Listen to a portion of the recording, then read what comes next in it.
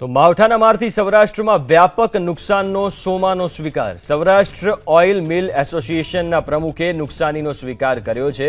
ચાલુ વર્ષે ખેડૂતોને મગફળીના ખૂબ ઓછા ભાવ મળી રહ્યા હોવાની વાત કરવામાં આવી।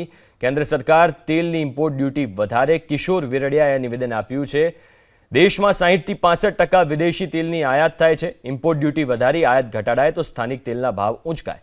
સ્થાનિક તેલના ભાવ ઊંચકાય તો આપોઆપ મગફળીના ભાવ વધશે। ગત વર્ષે ટેકાના ભાવે ખરીદાયેલી મગફળીનું નાફેડે વેચાણ કર્યું। ગત વર્ષની મગફળી બજારમાં આવી, ખેડૂતોને ખૂબ ઓછા ભાવ મળ્યા। સરકાર તાત્કાલિક મગફળીની ખરીદી શરૂ કરે। આ વરસાદની અંદર એવી કફોડી પરિસ્થિતિ થઈ ગઈ કે ખેડૂતોને શું કરવું એ પોતાને સમજાતું નથી। હવે વળતરની વાત કરીએ તો વળતર આપી શું એનું તો આખું વર્ષ જતું રહ્યું। તો બીજા નંબરની અંદર ખેડૂતોને ભાવ મળતો નથી।